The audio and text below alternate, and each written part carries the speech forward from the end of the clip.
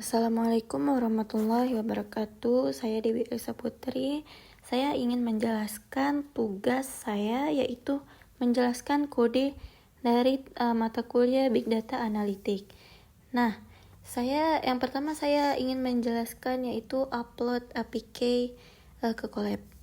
Nah, jadi kode ini dipakai untuk mengupload dataset dari Kaggle JSON yang didownload dari Kaggle. Nah, selanjutnya ada konfigurasi dan unduh dataset.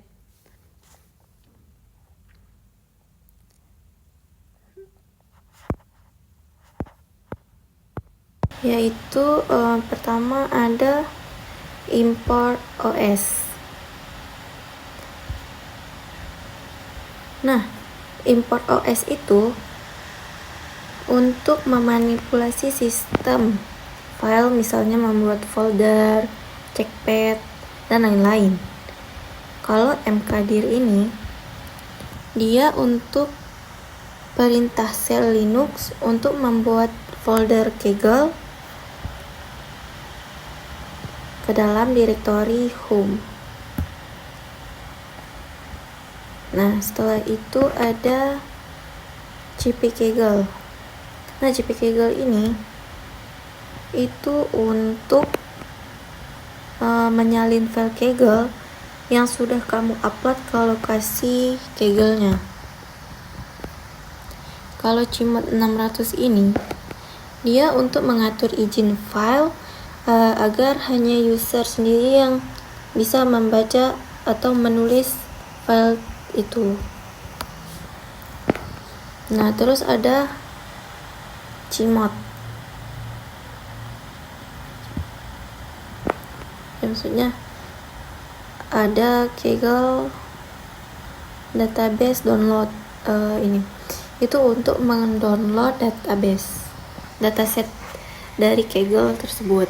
Nah, kalau unzip ini untuk mengekstrak file zip. Nah, di sini ada struktur dataset, yaitu pertama ada import OS. Import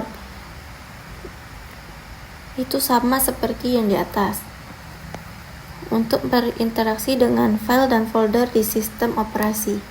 Nah, kalau basdir ini itu untuk menyimpan path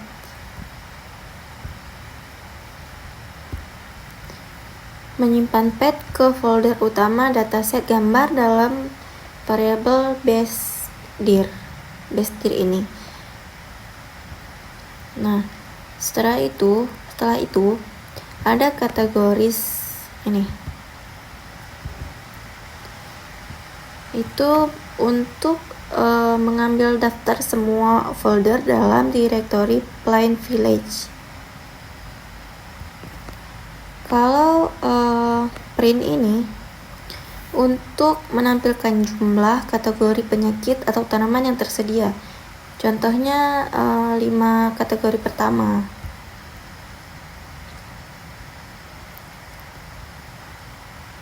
Seperti tomat leaf mold, kalau tomat healthy, potato leaf blight.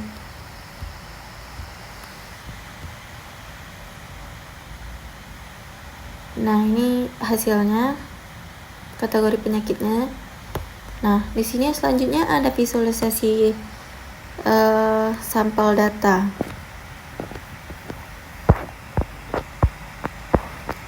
Nah, yang pertama ada import matplotlib. Nah, itu berfungsi untuk library matplotlib ini ya. Nah, digunakan untuk membuat grafik dan visualisasi. Jadi di sini untuk menampilkan gambar.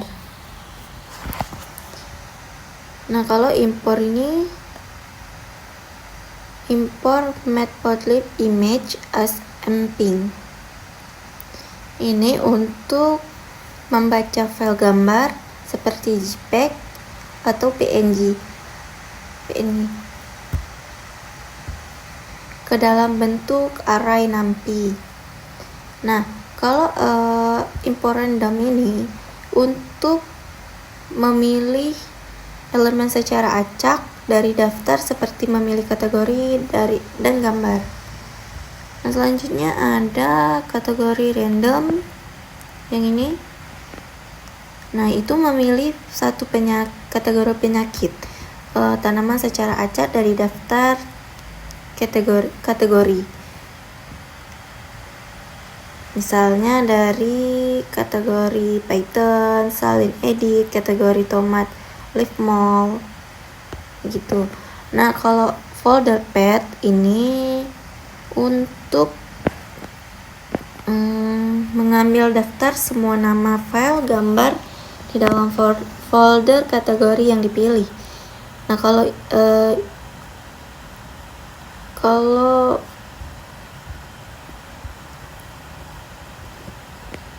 PLT figure ini untuk menentukan ukuran figur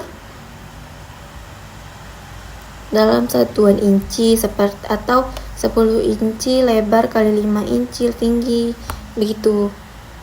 Ini 10-nya ini lebar, ini lebar, ini tinggi. Nah, kalau for i in range ini 5, yaitu melakukan loop 5 kali untuk menampilkan 5 gambar. Nah, kalau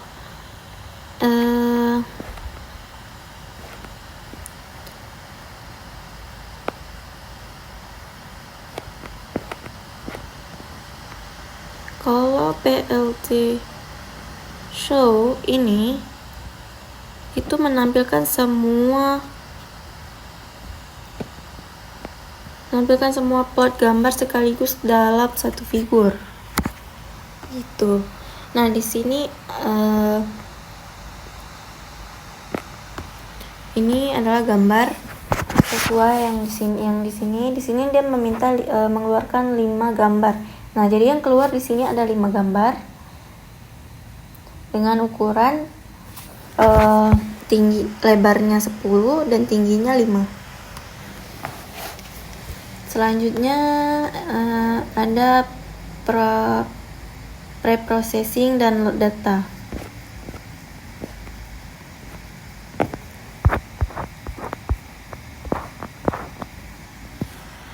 Nah, di sini import TensorFlow STF ini mengimport library TensorFlow yang digunakan untuk membuat dan melatih model deep learning. Nah, kalau from TensorFlow keras processing image import image data generation itu untuk mengimport kelas image data generation dari keras yang berguna untuk membaca gambar dan folder, melakukan argumentasi, melakukan processing, membagi dataset menjadi train, validation, test, gitu. Nah, kalau ini image size, batch size itu untuk ukuran input gambar. Nah, di sini selanjutnya ada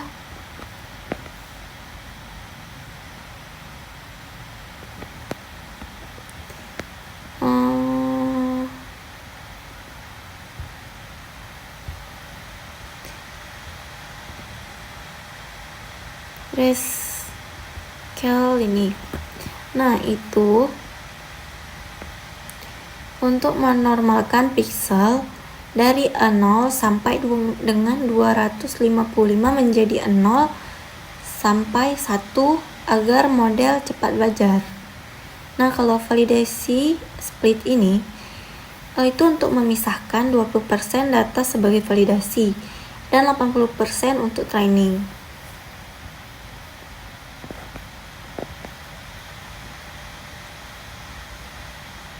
Nah, kalau trend data ini sampai sini. Nah, di sini ada base dir-nya. Base dir. Nah, di sini ada base dir-nya. itu adalah folder utama database-nya. Misalnya database-nya itu Plain Disease atau Plain Village.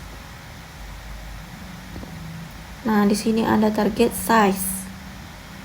Itu untuk resize semua gambar ke 128 kali 128 pixel. Nah, ada batch size itu untuk jumlah gambar per batch saat training. Ada class mode. Nah, class mode ini digunakan untuk multi-class klasifikasi hasil label akan berupa one hot encoding.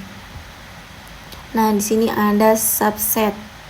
Subset ini untuk mengambil 80% data training, data dari total data set untuk training. Selanjutnya ada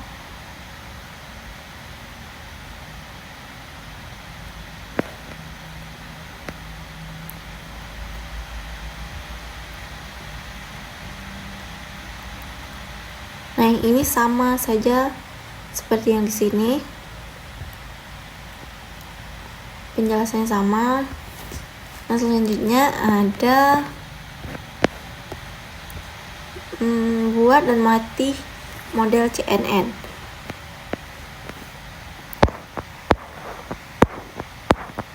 Nah, di sini ada conf ini, ada conf itu untuk mendeteksi fitur visual seperti tepi, bentuk, tekstur. Nah, selanjutnya ada max polling 2D, yaitu untuk mengurangi ukuran fitur map, mempercepat proses. Nah, ada conf 2D juga, yang ini 64 3,3 aktivasi real. Nah, itu untuk belajar fitur yang lebih kompleks. Kalau max polygon yang ini, itu dia untuk sama seperti yang sebelumnya. Selanjutnya ada conf yang ini, itu belajar fitur lebih dalam. Kalau ini, dia lebih down sampling lagi. Kalau flatten ini mengubah output 2 dimensi ke 1 dimensi sebelum masuk ke dance. Nah, di sini ada dance. Dance ini adalah layar klasifikasi menengah. Kalau dance yang ini itu keluaran akhir softmax untuk multi-class atau jumlah output sama dengan jumlah kategori tanaman. Nah, kalau optimizer ini optimizer adaptif yang efisien untuk training. Nah, kalau loss kategori ini sampai sini itu digunakan untuk klasifikasi multi-class dengan one hot label. Kalau matrix akurasi ini, dia mengukur akurasi prediksi selama training validasi. Nah, ini hasil dari buat dan latih model CNN. Ini hasilnya. Ini totalnya ada 6.519.887. Nah, besarnya ada 24,87 MB. Nah, trainable-nya params-nya ada 6.519.887 dengan 24,87 MB. Non-trainable-nya params itu 0 byte.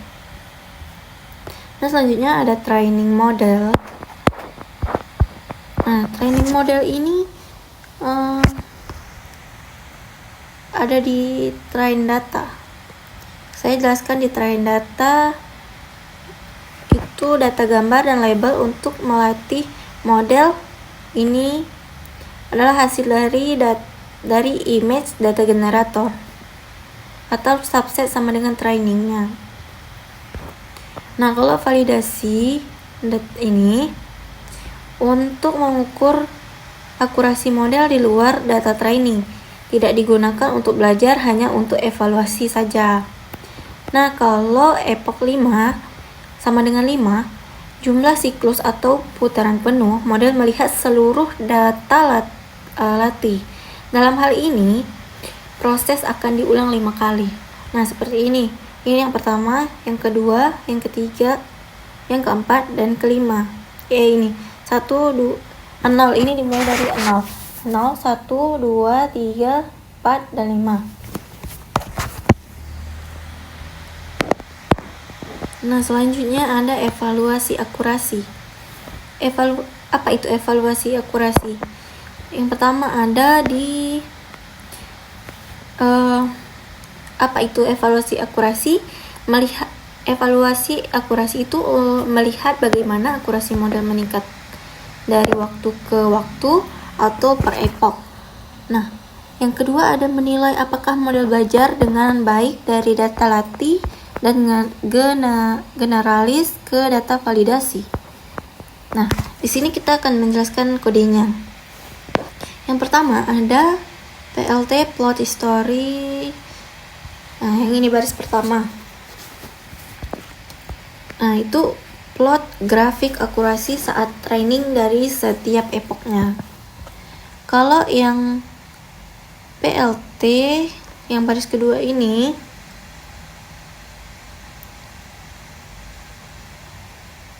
itu plot grafik akurasi pada data validasi dari setiap epoch.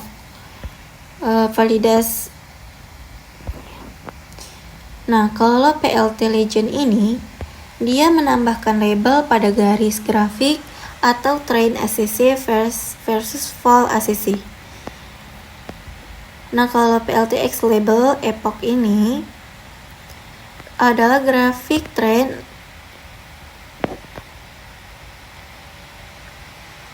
label sumbunya X epoch ke -1 sampai 2 dan seterusnya. Kalau PLT Y label ini akurasi, itu dia label sumbu Y nilai akurasinya dimulai dari antara 0 dan 1. Nah, kalau PLT title ini itu judul grafik. Kalau PLT show menampilkan grafik ke layar. Nah, ini adalah hasil akurasi modelnya, evaluasi akurasi. Nah, selanjutnya ada uji prediksi gambar baru. Sekian penjelasan video saya. Mohon maaf bila banyak kekurangan. Assalamualaikum warahmatullahi wabarakatuh.